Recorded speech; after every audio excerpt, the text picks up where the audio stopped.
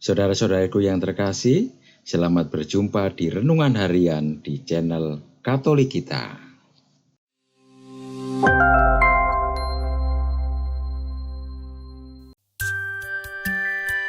Hari ini, Sabtu, 9 Maret 2024, Pekan ketiga Prapaskah. Bacaan pertama.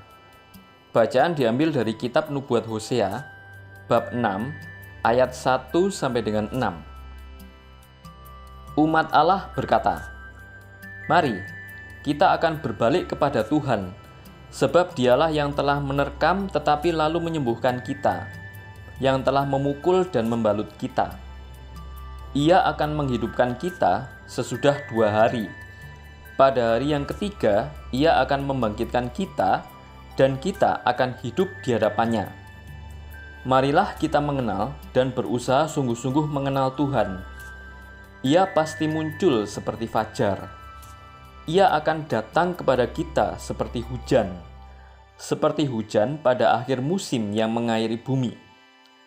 Dan Tuhan berfirman, "Apakah yang akan kulakukan kepadamu, hai Efraim? Apakah yang akan kulakukan kepadamu, hai Yehuda? Kasih setiamu seperti kabut pagi, dan seperti embun yang hilang pagi-pagi benar.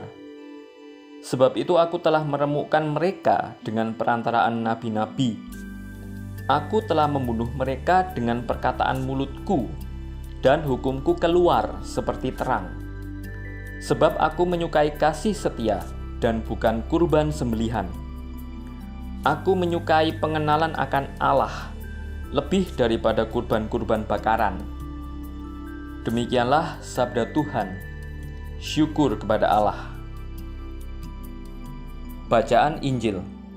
Bacaan diambil dari Injil Suci menurut Lukas, bab 18, ayat 9 sampai dengan 14. Sekali peristiwa, Yesus menyatakan perumpamaan ini kepada beberapa orang yang menganggap dirinya benar dan memandang rendah semua orang lain. Ada 2 orang pergi ke bait Allah untuk berdoa. Yang satu adalah orang Farisi dan yang lain pemungut cukai. Orang Farisi itu berdiri dan berdoa dalam hatinya begini, "Ya Allah, aku mengucap syukur kepadamu, karena aku tidak sama seperti semua orang lain. Aku bukan perampok, bukan orang lalim, bukan pezina, dan bukan juga seperti pemungut cukai ini. Aku berpuasa 2 kali seminggu.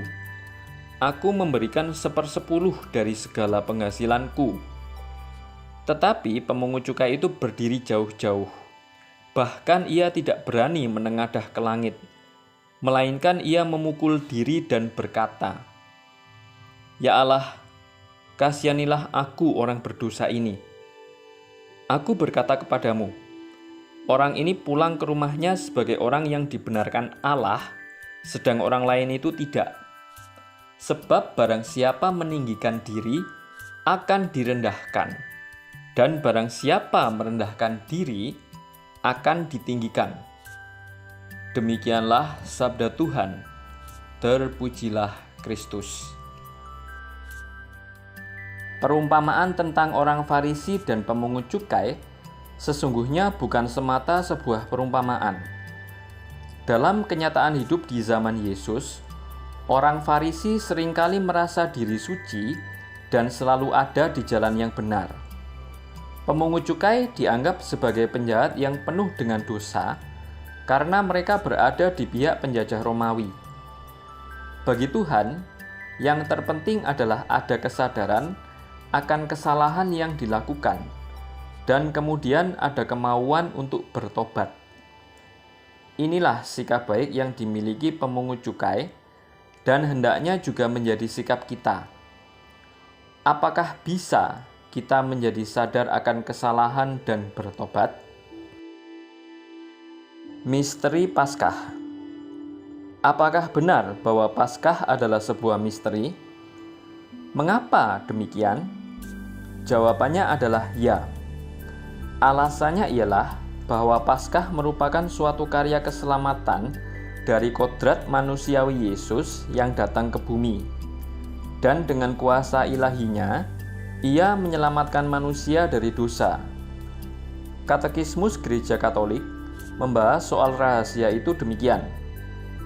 Kata Yunani mysterion atau rahasia dijabarkan dalam bahasa Latin dengan dua istilah, mysterium dan sacramentum. Menurut tafsiran di kemudian hari, istilah sacramentum lebih banyak menonjolkan tanda kelihatan dari kenyataan keselamatan yang tak kelihatan. Sedangkan kenyataan tak kelihatan itu sendiri dimaksudkan dengan istilah misterium. Dalam arti ini, Kristus sendiri adalah misteri keselamatan. Misteri Allah tidak lain dari Kristus sendiri. Dari Agustinus CP 187/11-34. Misteri Paskah hendak menunjukkan bahwa Paskah merupakan sejarah keselamatan yang meliputi sengsara, wafat, bangkit, dan kenaikan Yesus ke surga, serta penggenapan eskatologis di akhir zaman. Sumber KGK 774. Marilah kita berdoa. Ya Yesus yang Maha Rahim, terima kasih atas sabda-Mu yang meneguhkanku untuk menanggalkan kesombongan diri. Tumbuhkan semangat kerendahan hati dalam diriku, agar aku setia menyerahkan seluruh hidupku hanya dalam kerahiman-Mu. Bantu aku berjalan dengan terang kebenaran-Mu, sebab Engkaulah Tuhan kami. Amin. Saudara-saudari yang terkasih, terima kasih atas kebersamaannya dalam renungan harian ini. Kita jumpa lagi di renungan harian berikutnya. Berkah dalam.